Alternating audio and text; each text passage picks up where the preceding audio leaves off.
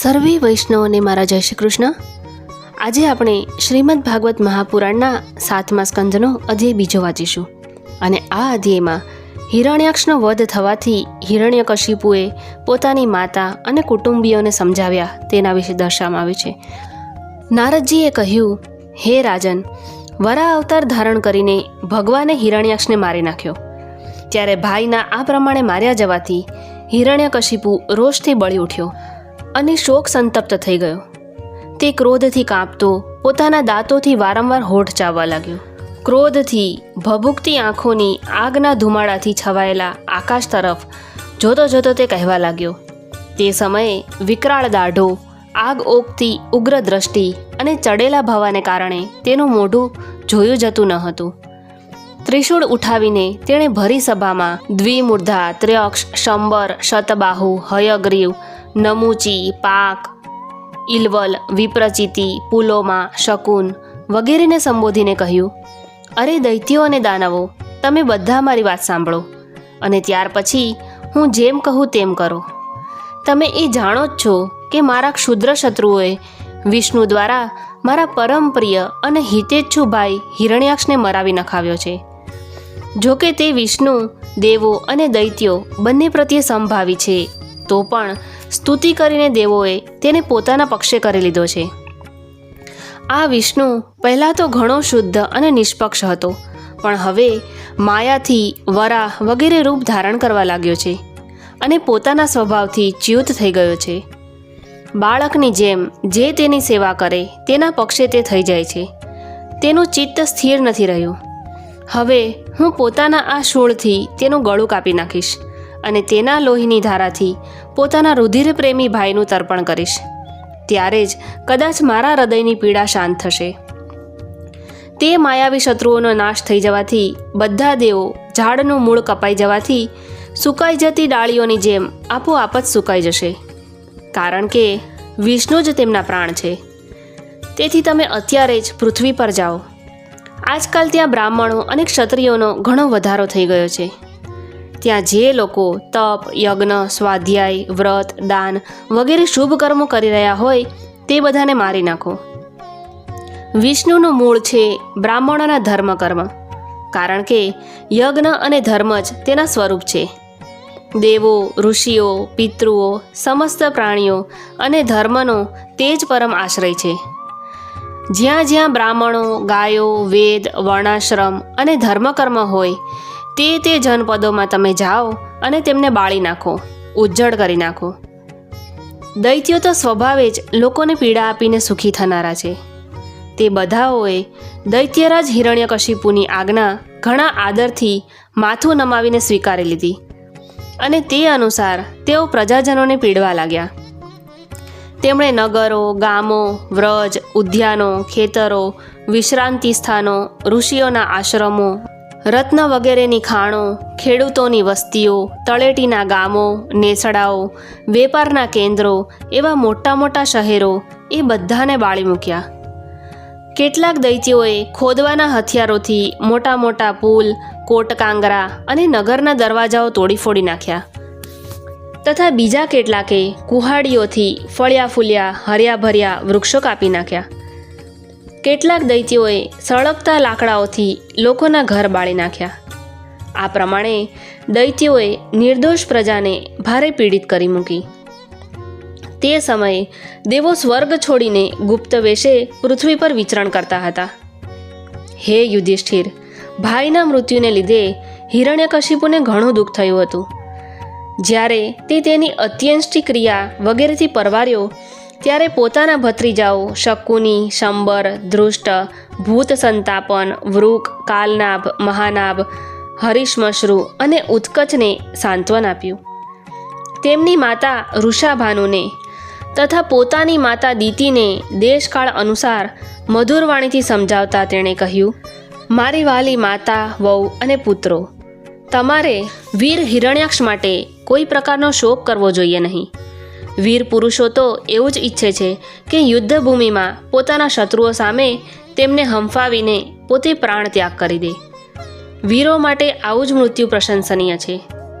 હે દેવી, જેમ પરબ પર ઘણા બધા લોકો એકઠા થઈ જાય છે પરંતુ તેમનું એ હળવું મળવું થોડા સમય માટેનું જ હોય છે. બરાબર એવી જ રીતે જીવો પણ પોતાના કર્મોના ભેદે નસીબ જોગે મળે છે અને વિખૂટા પડે છે. વાસ્તવમાં આત્મા તો નિત્ય, અવિનાશી, શુદ્ધ, સર્વગત, સર્વજ્ઞ છે અને દેહ, ઇન્દ્રિયો વગેરેથી ભિન્ન છે. તે અવિદ્યાને લીધે જ શરીર વગેરેની સૃષ્ટિ રચીને ભોગોના સાધનભૂત સૂક્ષ્મ શરીરનો સ્વીકાર કરે છે. જેમ હાલતા પાણીની સાથોસાથ તેમાં પ્રતિબિંબિત થતા વૃક્ષો પણ હાલતા હોય એમ દેખાય છે અને ફેરવવામાં આવતી આંખની સાથે સાથે સગળી પૃથ્વી જ જાણે ફરતી હોય એમ દેખાય છે.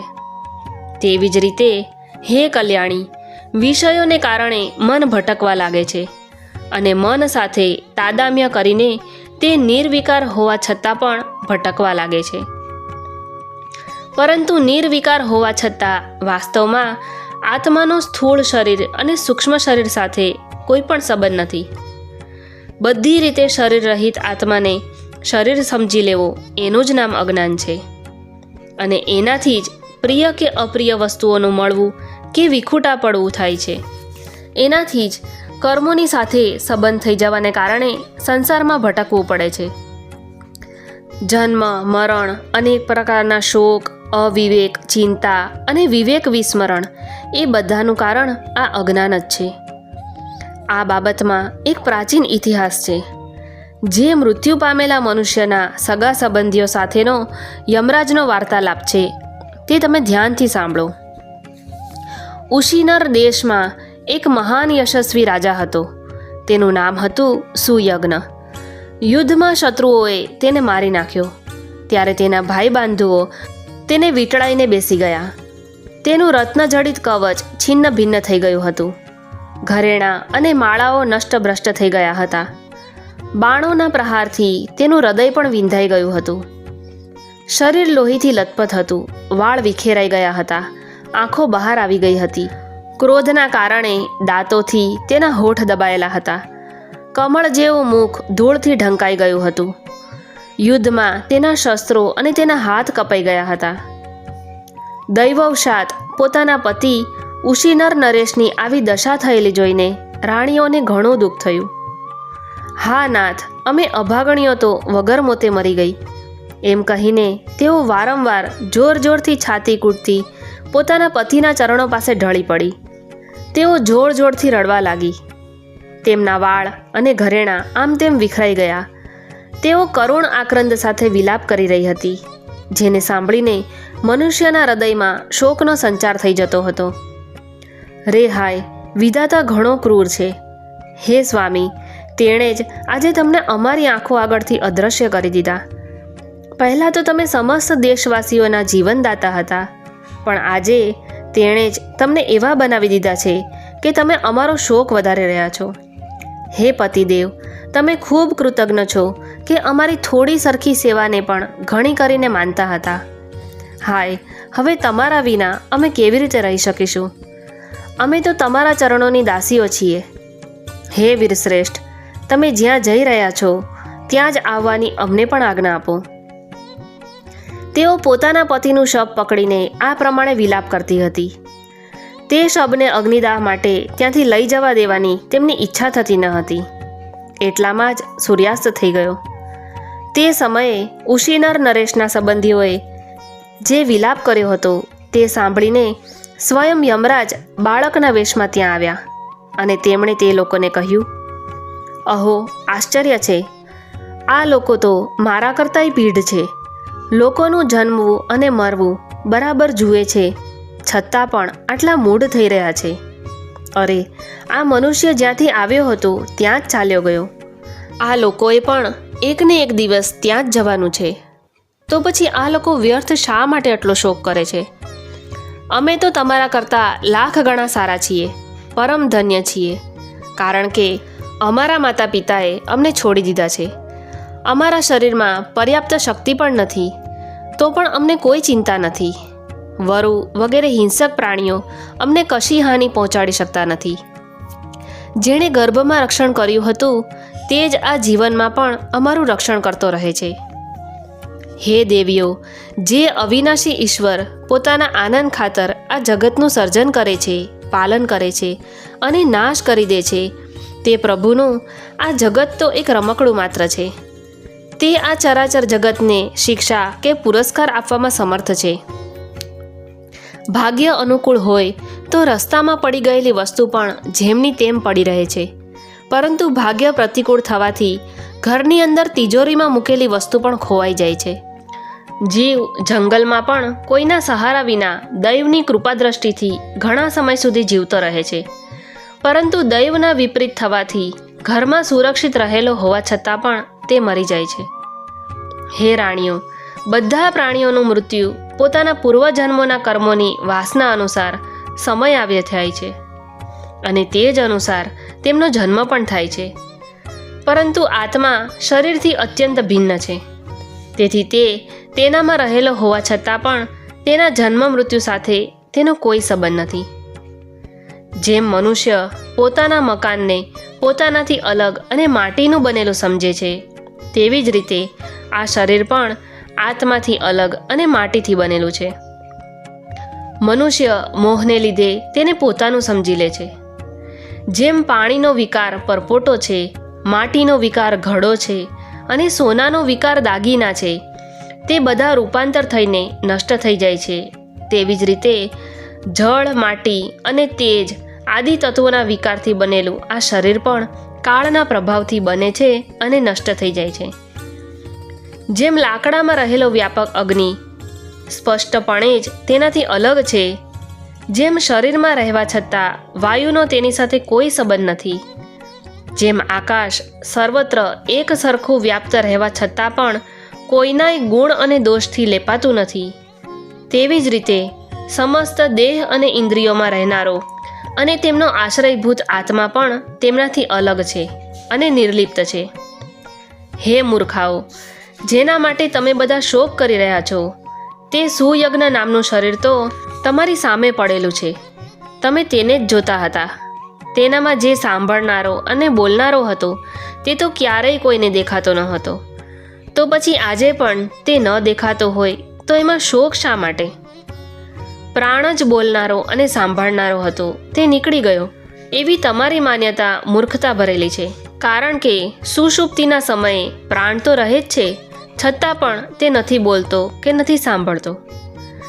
શરીરમાં બધી ઇન્દ્રિયોની ચેષ્ટાના હેતુભૂત જે મહાપ્રાણ છે, તે પ્રધાન હોવા છતાં પણ બોલનારો કે સાંભળનારો હોતો નથી, કારણ કે તે જડ છે. શરીર અને ઇન્દ્રિયો વડે બધા પદાર્થોના દ્રષ્ટા જે આત્મા છે, તે શરીર અને પ્રાણ બંનેથી ભિન્ન છે. જો કે તે પરિચ્છિન્ન નથી, વ્યાપક છે, તો પણ 5 ભૂતો, ઇન્દ્રિયો અને મનથી યુક્ત ઊંચ નીચ, દેવ, મનુષ્ય, પશુ, પક્ષી વગેરે શરીરને ગ્રહણ કરે છે અને પોતાની વિવેક શક્તિથી મુક્ત પણ થઈ જાય છે. વાસ્તવમાં તે આત્મા બધાથી અલગ છે. જ્યાં સુધી તે 5 પ્રાણ, 5 કર્મેન્દ્રિયો, 5 જ્ઞાનેન્દ્રિયો, બુદ્ધિ અને મન આ 17 તત્વોથી બનેલા લિંગ શરીર સાથે સંલગ્ન રહે છે, ત્યાં સુધી કર્મોથી બંધાયેલો રહે છે અને આ બંધનને કારણે જ માયાને લીધે થતા મોહ અને કલેશ બરાબર તેની પાછળ પડેલા રહે છે. પ્રકૃતિના ગુણોને તથા તેમનાથી બનેલી વસ્તુઓને સત્ય સમજવા અથવા કહેવા એ મિથ્યા દુરાગ્રહ છે. મનોરથ વેળાની કલ્પિત અને સ્વપ્ન વેળાએ દેખાતી વસ્તુઓની જેમ જ ઇન્દ્રિયો વડે જે કંઈ ગ્રહણ કરવામાં આવે છે તે બધું મિથ્યા છે. તેથી શરીર અને આત્માનું તત્વ જાણનારા મનુષ્યો નથી તો અનિત્ય શરીર માટે શોક કરતા કે નથી તો નિત્ય આત્મા માટે શોક કરતા, પરંતુ જ્ઞાનની દ્રઢતા નહીં હોવાને કારણે જે લોકો શોક કરતા રહે છે તેમના સ્વભાવને બદલાવવું ઘણું મુશ્કેલ છે. કોઈ જંગલમાં એક પારધી રહેતો હતો.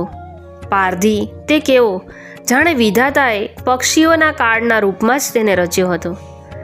ક્યાંય પણ તે ઝાડ બિછાવતો, બસ લલચાવીને પક્ષીઓને ફસાવી જ લેતો. એક દિવસ તેણે કુલિંગ પક્ષીના એક યુગલને ચારો ચણતા જોયું. તે પારધીએ તે પૈકી માદા પક્ષીને તો તરત જ ફસાવી દીધું. કાળવશાત તે કુલિંગ માદા ઝાડના ફંદામાં ફસાઈ ગઈ. નર પક્ષીને પોતાની માદાની વિપત્તિને જોઈને ભારે દુઃખ થયું. તે બિચારો તેને છોડાવી શકે એમ ન હતો. બસ સ્નેહને લીધે તે બિચારી માદા માટે વિલાપ કરવા લાગ્યો. તે કહેવા લાગ્યો, આમ તો વિધાતા સર્વ કંઈ કરી શકે છે, પરંતુ તે છે ઘણો જ નિર્દય. આ મારી સહચરી એક તો રહી સ્ત્રી જાત અને બીજું મુજ અભાગ્ય સારું શોક કરતી તે ઘણી દીનતાથી તરફડી રહી છે. એને લઈને તે વિધાતા કરશે શું?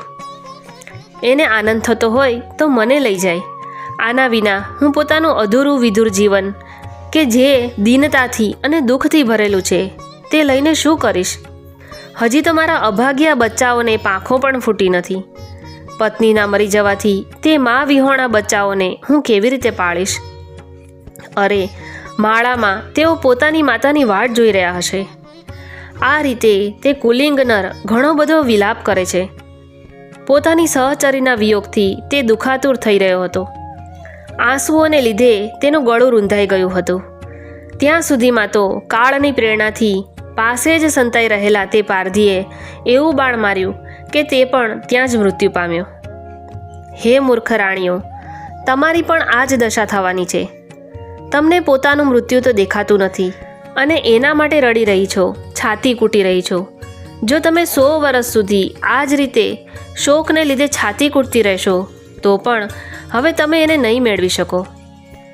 હિરણ્યકશિપુએ કહ્યું, તે યમરાજ રૂપે આવેલા નાના સરખા બાળકની આવી જ્ઞાનપૂર્ણ વાતો સાંભળીને તે બધા જ વિસ્મય પામ્યા. ઉશીનર નરેશના ભાઈબંધુઓ અને તેની પત્નીઓએ એ વાત સમજી લીધી કે સમસ્ત સંસાર અને એના સુખ દુઃખ એ બધું જ અનિત્ય અને મિથ્યા છે.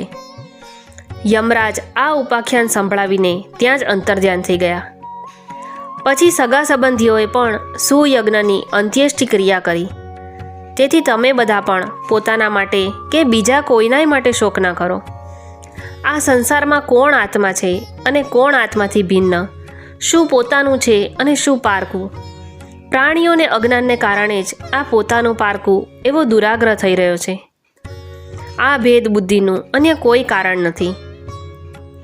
નારદજી બોલ્યા, હે યુધિષ્ઠિર, પોતાની પુત્રવધૂની સાથે દીતીએ હિરણ્યકશિપુની આ વાત સાંભળીને તે જ ક્ષણે પુત્રશોક ત્યજી દીધો અને પોતાનું ચિત્ત પરમ તત્વ સ્વરૂપ પરમાત્મામાં જોડી દીધું.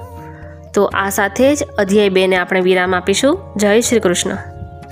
આવા જ ધાર્મિક વિડીયો માટે મારી ચેનલને સબસ્ક્રાઈબ કરો.